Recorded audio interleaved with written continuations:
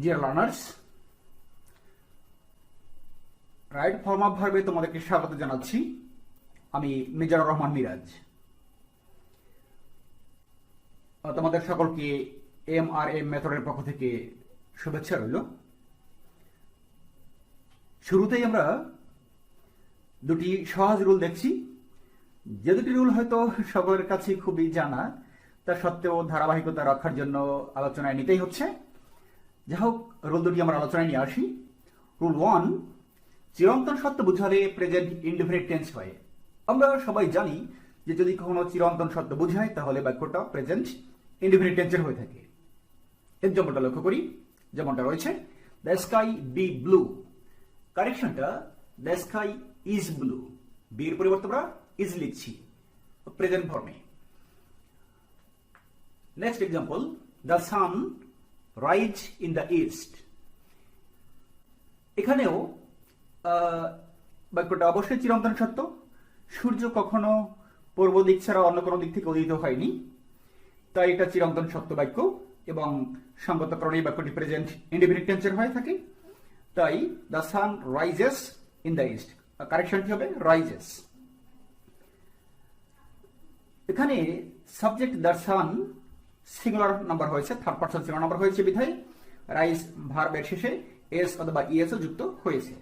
আমরা জানি যে প্রেজেন্ট ইনডেফিনিট টেন্সে subject third person singular number হলে ভার্বের শেষে এস বাই এস যুক্ত করতে হয়। নেক্সট, রুল 2, অভ্যাসগত কাজ বোঝালেও বাক্যটি প্রেজেন্ট ইনডেফিনিট টেন্সের হয়। যেমন, উই স্লিপ অ্যাট নাইট, আমরা রাতে ঘুমাই। রাতে ঘুমানো আমাদের একটা অভ্যাসগত কাজ, আমরা রাতে ঘুমাই। এটা তো বলা যায় না যে আমরা রাতে ঘুমাতাম বা আমরা রাতে ঘুমাবো। যদি আমরা বলি যে আমরা রাতে ঘুমাতাম, তো অতীতের কথা, তাহলে এখন আমরা কখন ঘুমাই? আবার যদি বলি যে আমরা রাতে ঘুমাবো, সে হচ্ছে ভবিষ্যতের কথা, তাহলে প্রশ্ন আসতে পারে এখন কখন ঘুমাই? এখনো তো রাতেই ঘুমাই। তাহলে এই সকল প্রশ্নের নিরসন কল্পে যদি আমরা বলে যাই যে আমরা রাতে ঘুমাই, উই স্লিপ অ্যাট নাইট, যদি আমরা এই কথাটা বলে থাকি, তাহলে কিন্তু এটাই দাঁড়ায় আমরা রাতে ঘুমাই, উই স্লিপ অ্যাট নাইট বলতে বোঝানো হচ্ছে আমরা অতীতেও রাতে ঘুমাতাম, বর্তমানেও রাতেই ঘুমাই, ইন ফিউচারও আমরা রাতেই ঘুমাবো। উই স্লিপ অ্যাট নাইট একটা অভ্যাসগত কাজ। এভাবে আমরা রুল 1 এর দিকে আর একটু লক্ষ্য করি। আচ্ছা, যদি আমরা এই চিরন্তন সত্য অথবা অভ্যাসগত কাজকে যদি আমরা উল্টাতে চাই, অন্য টেন্সে করতে চাই, কি ত্রুটি দেখা দেয় দেখা যাক। যেমনটা রুল 1 এর এক্সাম্পল, নিচের এক্সাম্পলটা, the sun rise in the east. ওখানে কারেকশনটা হয়েছে the sun rises in the east, সূর্য পূর্ব দিকে উদিত হয়। আমরা যদি বলি যে দ্য সান রজ ইন দ্য ইস্ট, সূর্য পূর্ব দিকে উদিত হয়েছিল, তাহলে সংগত কারণে এই প্রশ্ন আসবে যে তাহলে এখন কোন দিক থেকে উদিত হয়। অথবা যদি বলি যে সূর্য পূর্ব দিক থেকে উদিত হবে, তাহলেও সে একই প্রশ্ন আসবে, সূর্য পূর্ব দিক থেকে ভবিষ্যতে উদিত হবে, তাহলে এখন কোন দিক থেকে আসে? তাহলে এই সকল প্রশ্ন এক কথায় নিরসন হয়ে যায়, কিন্তু সকল ঝামেলা যদি আমরা বলে থাকি যে the sun rises in the east, সূর্য পূর্ব দিকে উদিত হয়। যদি বাক্যটাকে আমরা এভাবে প্রেজেন্ট ইনডেফিনিট টেন্সে নিয়ে থাকি, তাহলে আর কোনো ঝামেলা থাকে না। সেটা বলতে এটাই বুঝাই যে সূর্য অতীতেও পূর্ব দিকে উদিত হয়েছিল, বর্তমানেও পূর্ব দিকে উদিত হয় এবং ভবিষ্যতেও পূর্ব দিকে উদিত হবে। আশা করি তোমরা রোলটা বুঝতে পেরেছ।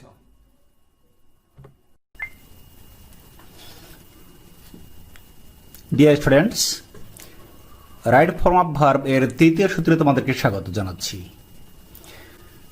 সময়ের উল্লেখ থাকে না এমন সেন্টেন্সে যদি everyday, daily, always, regularly, normally, usually, often, generally, occasionally, sometimes ইত্যাদি উল্লেখ থাকে, তাহলে বাক্যটি প্রেজেন্ট ইনডেফিনিট টেন্সের হয়।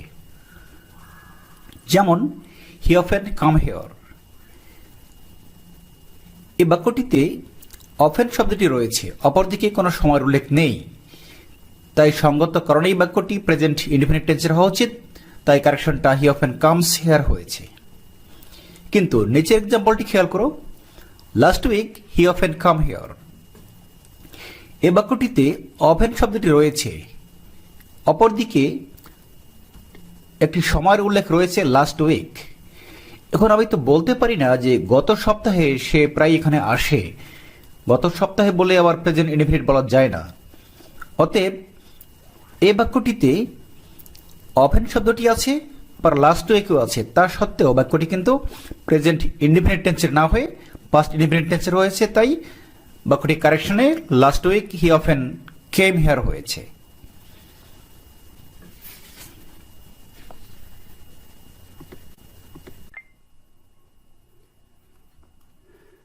Deer learners, right form of ভার্বের চতুর্থ সূত্রে তোমাদেরকে স্বাগত জানাচ্ছি। আমি মিজানুর রহমান মিরাজ। খুব একটি সিম্পল এবং একটি সহজ রুল, কিন্তু পরীক্ষার ক্ষেত্রে জেএসসি, এসএসসি, এইচএসসি সহ যে কোনো পরীক্ষার ক্ষেত্রে মোস্ট ইম্পর্ট্যান্ট একটি রুল। তাই রুলটি লক্ষ্য করো। কোন সেন্টেন্সে সাবজেক্ট নিজেই ভার্বের কাজ না করলে বাক্যটি প্যাসিভ ভয়েসের হয়ে থাকে।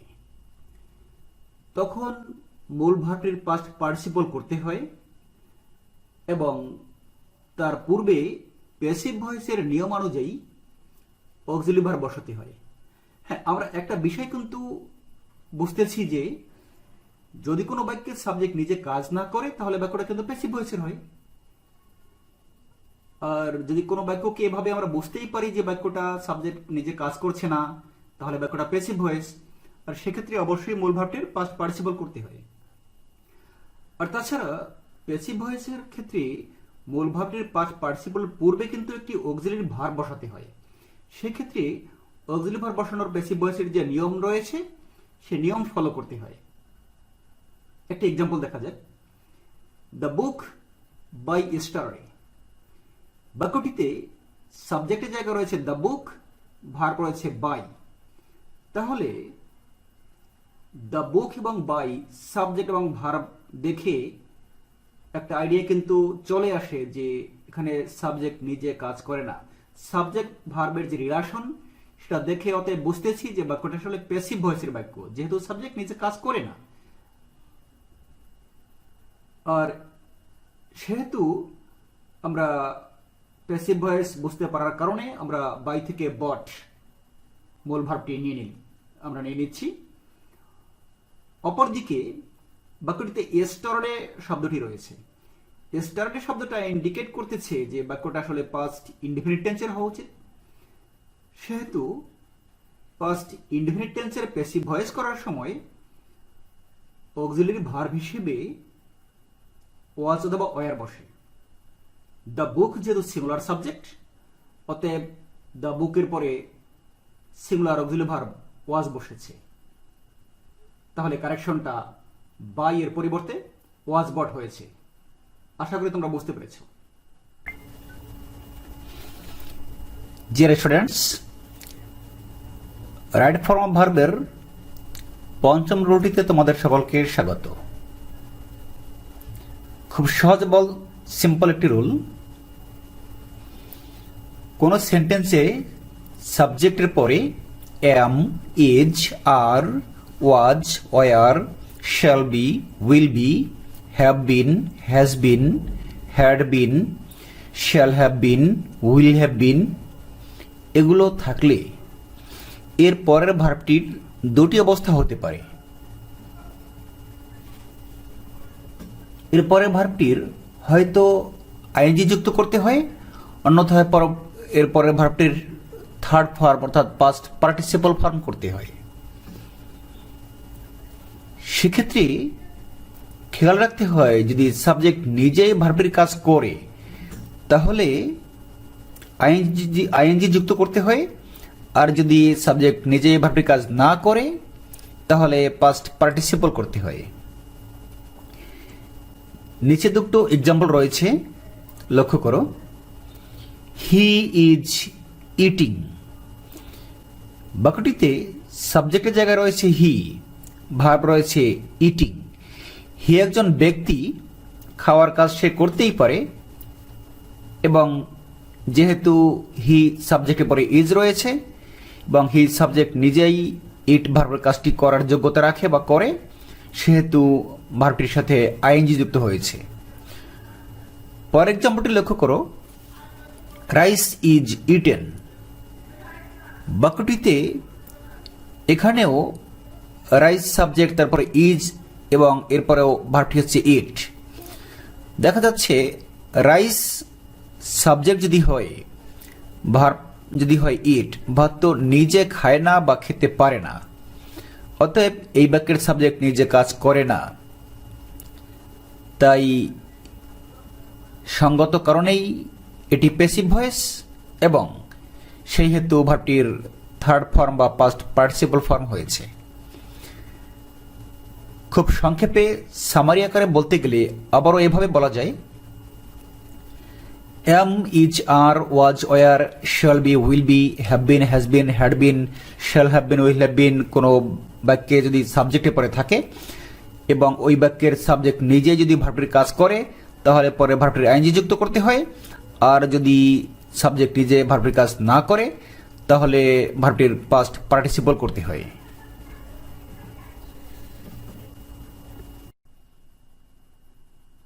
আমি রাইট ফর্ম ভার্বের রুল 6 আলোচনায় যাচ্ছি। রুলটি খেয়াল করো,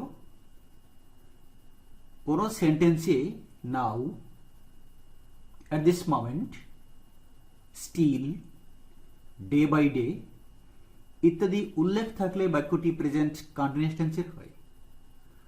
আর প্রেজেন্ট কন্টিনিউয়াস টেন্সের গঠনটা হচ্ছে, পাশে লেখা আছে দেখো, সাবজেক্ট, এরপরে এম, ইজ অথবা আর এবং ভার্বের আইএনজি।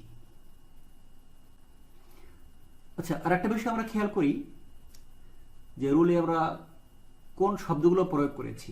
নাও অর্থ হচ্ছে এখন, অ্যাট দিস মোমেন্ট এই মুহূর্তে, স্টিল এখনো, ডে বাই ডে দিনে দিনে। আচ্ছা, এবার এক্সাম্পল খেয়াল করো, হি ওয়াচেস টেলিভিশন নাও, সে এখন টিভি দেখে। সে এখন টিভি দেখে নাকি দেখিতেছে? এখন শব্দটা রয়েছে, তাহলে সে এখন টেলিভিশন দেখে নাকি দেখিতেছে? অবশ্য দেখে উচিত না, এখন দেখিতেছে। তাহলে সঙ্গত কারণে এই বাক্যটা প্রেজেন্ট কন্টিনিউয়াস টেন্সের হওয়া উচিত।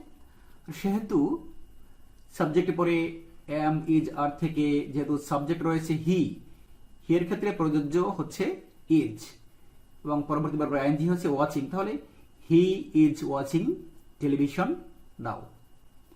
আরেকটি এক্সাম্পল লক্ষ্য করো, at this moment they play football. At this moment এই মুহূর্তে, এই মুহূর্তে তারা ফুটবল খেলে নাকি খেলিতেছে? অবশ্যই খেলিতেছে, তাহলে প্রেজেন্ট কন্টিনিউয়াস টেন্সেরই হওয়া উচিত।